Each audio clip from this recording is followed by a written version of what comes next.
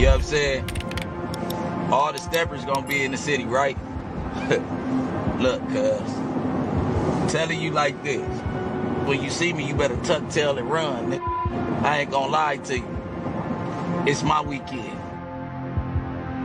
And six, I got a dime on Charleston Whitehead. It could be more.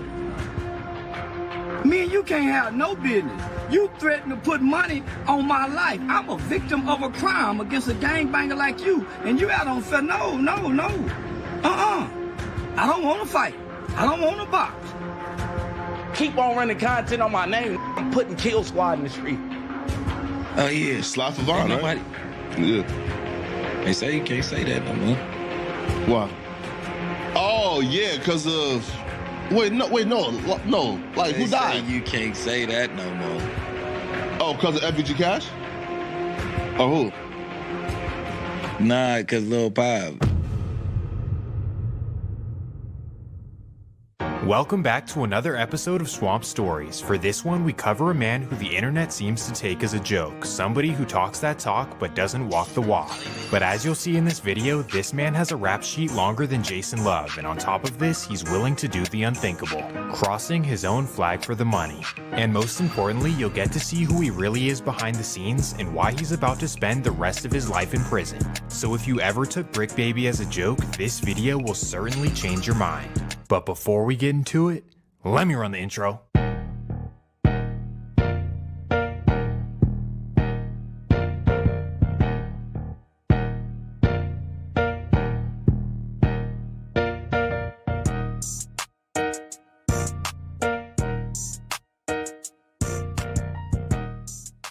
The story begins on Bedford Avenue, located in the notorious Overhill section of the Rolling 60s. Here is where a boy named Zaire Mitchell was born to a notorious Los Angeles family. Not notorious on an official or legal level, but notorious in the sense that they were known as a serious hustling family. So given their potentially dangerous lifestyle, they smartly decided to let Zaire stay with his grandma whenever they were handling business. Basically, throughout his younger years, he was between his mom's house on Bedford and his grandma's house on Donview Place. I say that to say that his family always wanted to put him in good positions, and that included sending him to private school as well. So growing up, Zaire attended Price Christian Academy and was known as a straight-A student and standout basketball player. Now I do want to point out that this isn't modern day or something, as the school is definitely located in the hood, but the point is that his parents put him in a good position. And early on it was really paying off, as Zaire had a bright future ahead. But then, his parents would meet some people that would change his family's trajectory forever. Hey man, check this out, man. That nigga had a nice life, man. He had a nice life, and he fucked it up, homie. Yeah, that's it. Damn, dog. Straight knucklehead. What's wrong with you, bruh? Come on, homie.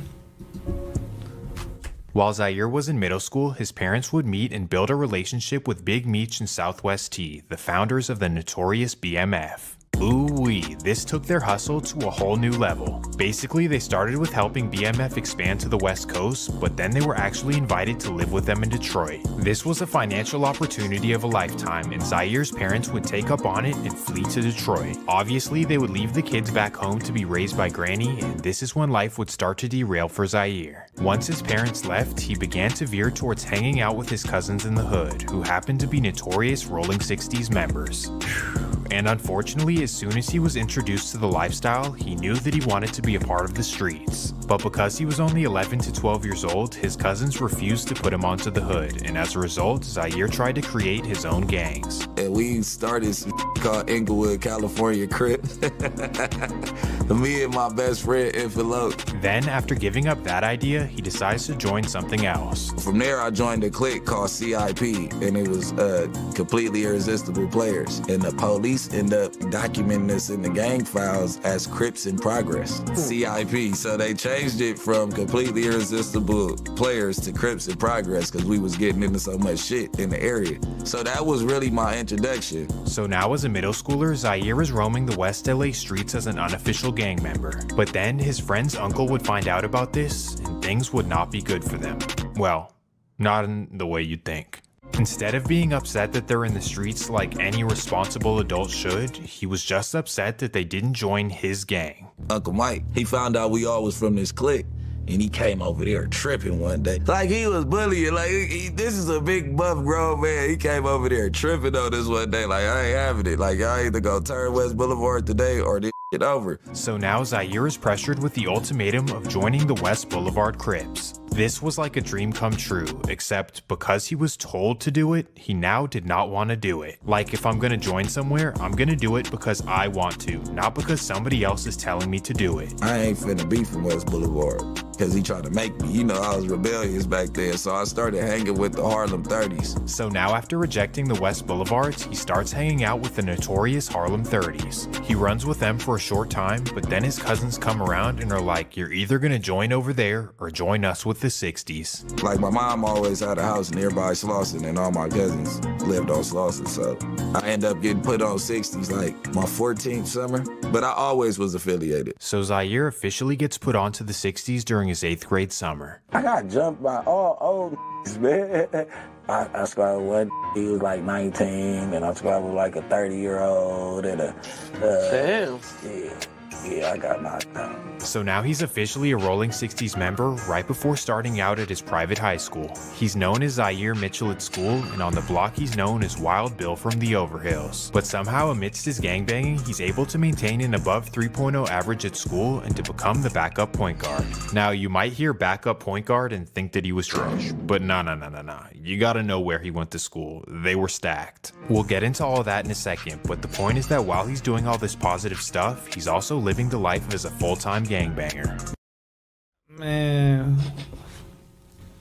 what in the actual fuck? This shit is 55 minutes. This nigga owned this nigga from start to finish. This is actually crazy, homie. Damn, is that long? An hour? That shit is 55 fucking minutes. And we're only 6 minutes in. Never. They want that boy back in jail. Homie. They really trying to put him in jail. Yeah, homie. This is your introduction right here to the jail. They're really gonna put him in jail? Man, I don't know, homie. Always jail on nobody. I don't know, homie. I don't know what y'all talking about. We gonna fast forward this shit, but Zaire, you shouldn't be doing none of this shit. Zaire, fuck this shit, Zaire. Go back to Zaire, homie. Fuck all of this shit. Go back to Zaire and do it up, bro. It's not too late, man. It's not too late, bro. Go back to Zaire and fuck around, homie, cause this shit is crazy, G. What things they got? Let me see what you talking about, man. But it never happened. How Eric Holder was able to do this in front of all those people is beyond me, but it is California at the end of the day. And on top of this, instead of going by their own code and holding court in the streets, they decided to testify against him in court. What I've now learned doing this for a few years is that all of these LA street codes that they all say they abide by are pretty much never enforced, or at least they pick and choose who they want to enforce them on, and on top of this, they're always contradicting themselves. But either way, we move on to another rapper loss that involves the Rolling 60s, and that takes us right back to Atlanta, Georgia. As we all know, in the summer of 2020, Chicago rapper King Von would start an internet beef with Baton Rouge's NBA YoungBoy. I guess it started over a girl, but for the sake of the video, the details don't really matter. Well, because of YoungBoy's close friendship with Rolling 60s rapper Quando Rondo, he was implicated in the beef as well. So for months, Von would instigate the beef and they would go back and forth online. Then eventually, Von would take the internet beef to the streets. On the night of November 6, 2020, Quando Rondo and his friend Lil Tim would be at a lounge in Atlanta. Von, who now happened to be living in Atlanta as well, would get word of this and he would pull up to the lounge. So while Lil Tim is sitting in the Escalade and Quando Rondo is standing outside, King Von would pull up on him and start whooping his ass. As soon as Tim sees what's going on and Quando's on the ground surrounded by the Chicago goons, he lets off. Atlanta police say 2 people are dead after an officer-involved shooting here on Trinity Avenue in downtown. As dawn turned to daylight, you could make out dozens of evidence markers. GBI crime scene investigators combing the scene. It hurt us. It hurt us a lot. I cried. Some of my friends cried. He had a big influence on us, a really big influence. Obviously, this was a monumental moment in rap history as one artist lost his life to another. And unfortunately, everyone in the industry and the streets started picking sides. You're either on Von and Lil Durk's side, or you're on Quando and Youngboy's side. There's no in between. Well, despite the fact that Von initiated all of this, and Quando's side arguably did nothing wrong, everyone was choosing Durk's side. This was so big that even Spotify and Apple Music are accused of taking Durk's side and blackballing Quando and Youngboy. When that shit happened though, low-key, I was like, that nigga went outside and he ran a fade with him. You know what I mean? Mm-hmm. Like, bro ran a fade, he didn't have no gun. He didn't have none of that shit. And I'm like, damn, and that nigga died, homie. He said, that's why it kind of really fucked me up. Then I'm like, damn, that nigga died, that's fucked up. That nigga went out there and they was locking. They didn't, you know what I'm saying? They didn't have no gun. They was coming in to get down with you. That was it. Cause the nigga he was known for doing it up. Yeah. He didn't come cause he could have ran up on you and did it up on you. Yeah. But he didn't run up on you. He just wanted to fade. Yeah, he just wanted to fade. He wanted to fuck around. You know what I mean? That's crazy. He just getting a fade, he got killed. That's crazy, bro. Up anything, and the 4 OTF hitters head to the airport for the midnight flight. Okay, so now that all the travel is handled, Vonnie hops on a private jet headed to Los Angeles.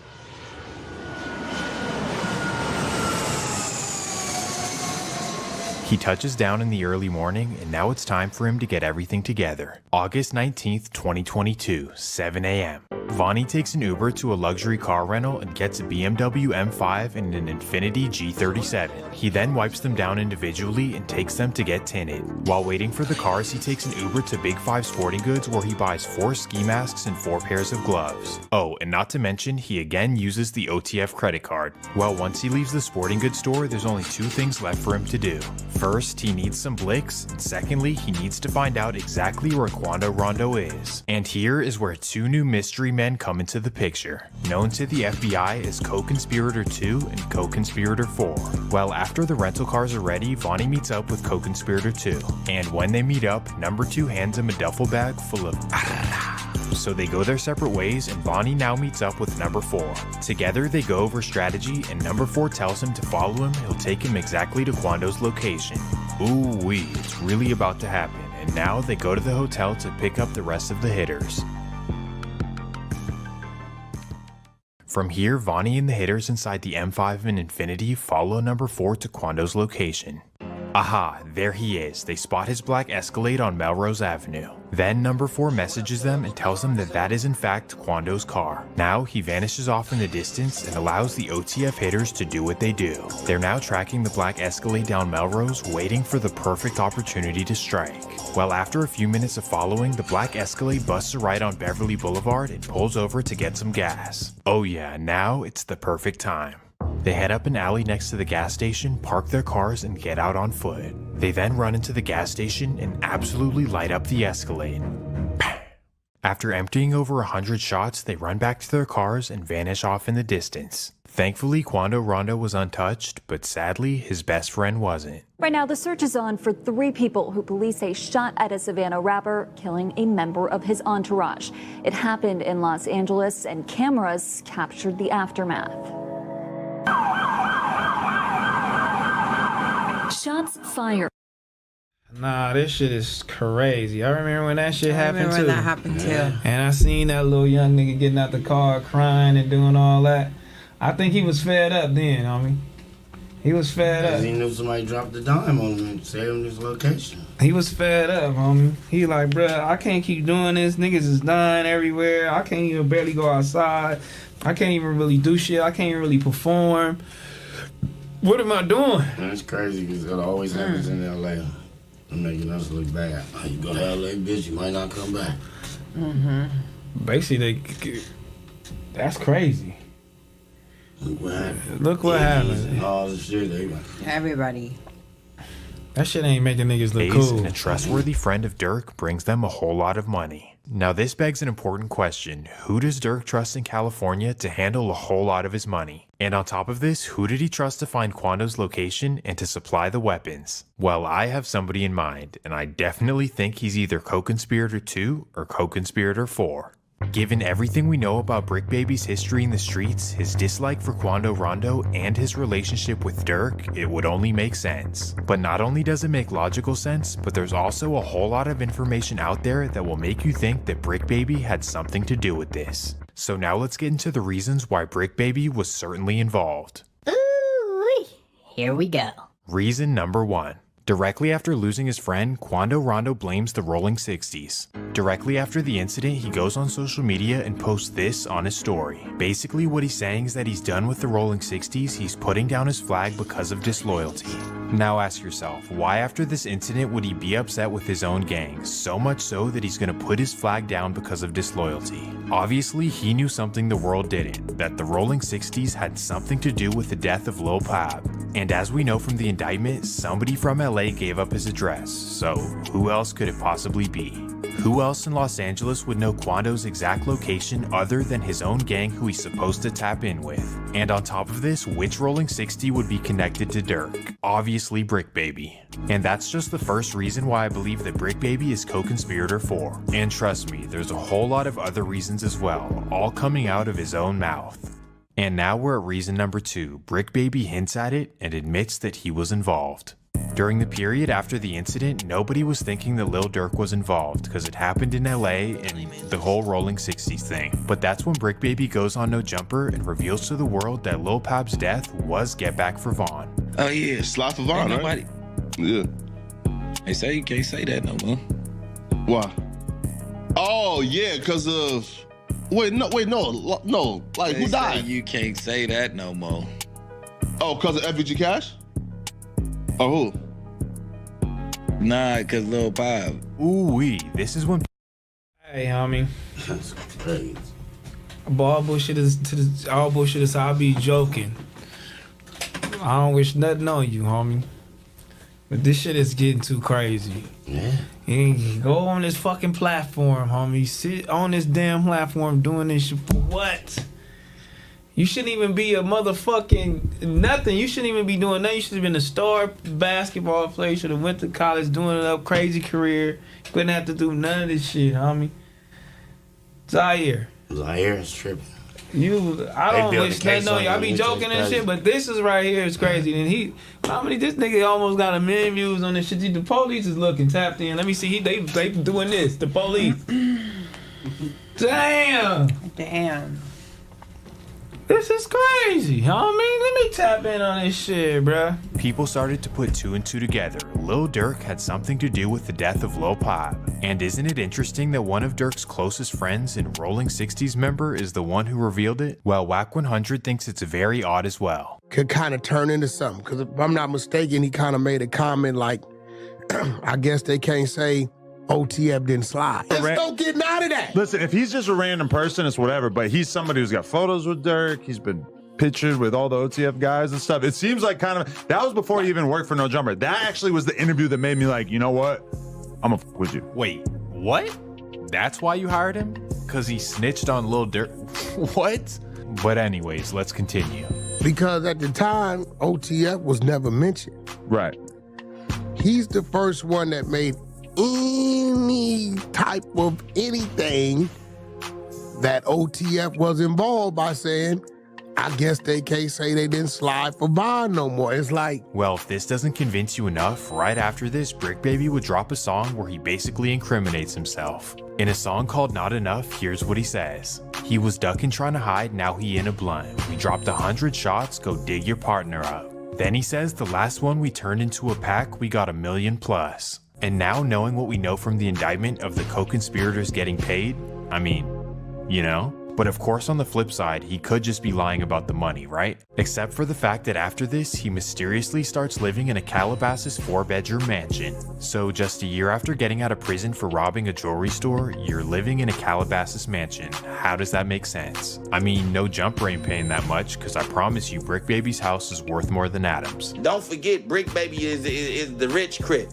Okay, so let's get back on track. The No Jumper interview where he reveals that the Lul Pab situation was get back for Vaughn, that was in February. And strangely, just a couple weeks later in March, the feds start tracking Bricc Baby's every move. In fact, they even spy on him for 4 months straight. To know you was getting followed for 4 months. It was 4 months? Hell yeah. The only thing you told me is that they were following you back and forth from your house to here. And that kind of tripped me out. I'm like, wow, so these fools are just like parked outside sometimes and we just don't even know? And low with grandma van, like soccer vans and shit. And after 4 months of spying on him, they finally raid his house in the middle of the night. Yep, on June 25th, 2023, his Calabasas mansion was raided and they found an AK-47. Now generally this isn't that serious, but given that he's a 4-time felon, this is no joke. In fact, just like Crip Mac, he was facing up to 15 years in prison. And even though he seemed to wiggle out of serious consequences for every felony he's ever had, this one is a little different because it's the feds. Well, long story short, over the next year, somehow the case just magically disappears. And that really makes you wonder, how does a 4-time felon have such a big case dropped just like that? Well, actually, the first question is, why was he being spied on and why was he raided in the first place? Does it have anything to do with the murder of Lul Pab or the fact that he was snitching on himself? Well, Whack 100 seems to think that he snitched to get out of this, and that's why Lil Durk is now indicted. Bricc got an open case. And everybody's watching, Bricc. Where are your court dates? Boom! OTF is hit with an indictment. And even if Bricc didn't actually snitch, Whack says that he could be the reason that the feds even look Lil Durk's direction. Now, you got the people saying, well, this dude's a known gang member. He ran with these people. Okay, well, let's look over there. Maybe they wasn't even thinking about looking over there. But because they heard him say it, they like, let's look into that. Let's just see where it takes us. And they might have looked at one dude, grabbed at one dude from what they heard, and the one dude went bad and fed him everything else. So okay, so let's now play devil's advocate, right? Let's assume that Bricc Baby had nothing to do with the death of Lul Pab and that he's not a snitch. And if that's actually the case, please explain these two reactions. This was his live reaction to receiving the news that the 4 OTF members were indicted. There, nigga. Yeah, this is crazy. Hang on, wait. Yeah, that's him. Wait, was this an attempt or an alleged attempt? He dead. Yeah, no, dead. Quando. Yeah, Lul Pab, his man's dead. His man's is dead. Oh, his boy, but he didn't get him. Nah, Quando's fine. So they got his boy instead. His boy is dead. Yeah. But were they alleged to try to get him too? Yeah, he was there. So, but was he the intended target? That I don't know. Yeah, see, this is how you need to be when you sit down with Diddy's bodyguard. Yeah. Or I'm sorry, with Biggie's bodyguard. Good. See, this is good. This is exactly. That nigga look is. He's steady trying to hit the cigarette ain't a lick. Fuck! Where the cigarettes at, homie? Damn, homie, you shit deep, homie. Let me see the whole box. Shit. These motherfuckers. These niggas finna get me, nigga. I know it. What I'm finna do, look, this is what we finna do, nigga. Cause they gonna knock at my door. When they knock at my door. When they knock at this door, nigga, I ain't got no choice. Look, take that money, nigga, at grandma's house. It's right here. Take that money that's right there. Cause if all else fails, I gotta tell on these niggas, cuz. Yeah. And if the homies come back, I got to go. Yeah. Damn. And I gotta head to Atlanta. You seen the look at the nigga face? That's like his whole soul came and he like, oh my God. These niggas is fucked up and got a nigga, man. You know, I think his face like that, because it's just like, I'm not no detective, I'm not none of that. But just say if he was the person, accomplice or whatever, and he really gave him all that shit, he looking at the niggas like, oh shit, I know I fucked up. Cause I text him and him. Yeah. I'm fucked. That nigga said, fuck. For real? Now let's tell, baby. We gotta get on to telling. This is what my life is made of. You get a free lesson here as well. Yeah. So essentially, thank you for that, by the way. 1,000. I appreciate it. Got you, my buddy. So this dude, Quando Rondo, he's an artist that was affiliated with the dude that had had killed King Von. So, and this was allegedly a retaliation for that. For sure. 100%. Well, I'm about to say, Nah, that's crazy. So the feds it says charged in indictment was unsealed. It said was unsealed Thursday in the U.S. District Court in Los Angeles. Are Kevon London, DeAndre Wilson, Keith Jones, David Bryan, and Ossie Houston. I don't know, maybe I'm looking too deeply into it, but he seems nervous. And to make matters even worse, he says that giving up Quando's location for Lil Durk is something that he would actually do. Like, why would you say that? Then it's people like, you lined up somebody from your hood. Like, listen, I didn't do shit. But at the end of the day, what's wrong with giving my friend the address? Oh, this is my boy. He lost his boy. Who did it could be around. 9 times out of 10, had he asked me, I probably would have been if he even asked anybody, if this is even true. But 9 times out of 10, like I said, can I leak a bar? Sure. I said if he make the call right now, I dig his up in. Right. What's wrong with getting somebody from your own gang killed because your friend asked you to? I mean, what's wrong with that? Like, forget on a moral level. Clearly, this guy has no morals. But on a street level as well, especially in LA, openly admitting to backdooring your own gang for your millionaire buddy is crazy. So you guys tell me what you think. Firstly, do you think Bricc was involved in the hit in any way, and was he co-conspirator 2 or co-conspirator 4? And secondly, do you think he's a federal informant that gave up Durk for his own protection? And even if he didn't officially snitch, do you think that his song lyrics and comments on podcasts are the reason that the feds looked into Lil Durk? Well, personally, I'm gonna do everything in my power to make sure that Bricc Baby goes to jail for the rest. No, I'm just kidding, I won't do that. But what I will do is hope that you guys enjoyed the video, and if you did, please make sure to leave a like and subscribe. Also, let me know what you want to see next. Hey, no, you cold, man. That nigga cold. That is cold, homie. Wow. Wow, homie. And who is this little nigga y'all talking about right here? I see one comment, but I don't know who this little nigga is, man. What this little nigga do right here, man? What happened, man? What happened with him? Y'all tell me in the chat real quick, man. Y'all tell me what happened with dude, man. Somebody sent you that? No, they was saying in the chat, man. But that shit is crazy right there. That is crazy, homie. Yeah. Hey, you know the feds was that following nigga you. face, bro, tells it all. Like, God, he spooked like, He'll be alright.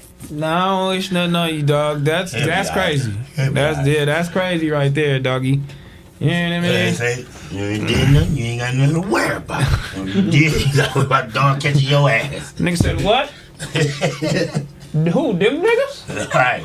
Where the lighter at? Cuz we got a lighter. That nigga said them niggas.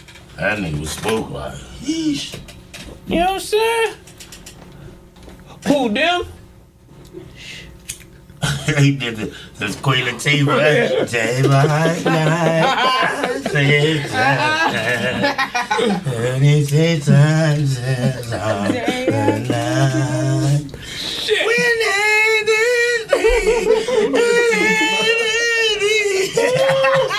Day after day. Oh God. He just know life is over. That nigga like they gotta put that song to him like Does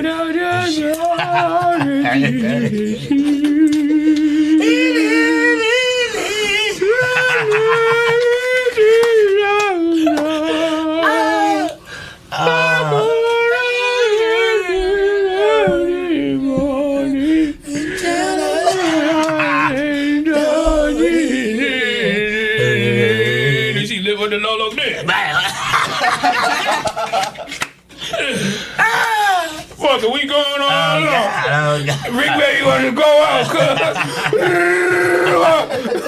All in front of the No Jumper building. Nigga, y'all know you locked up, nigga, goddamn. I gotta get out of here, niggas smacked up and that shit and all of that. Niggas got me, man. Man, that nigga tried to kill his ex-girlfriend he made a song about. Okay, that's the little nigga we brought up. Yeah, man. Yeah, that's crazy, homie.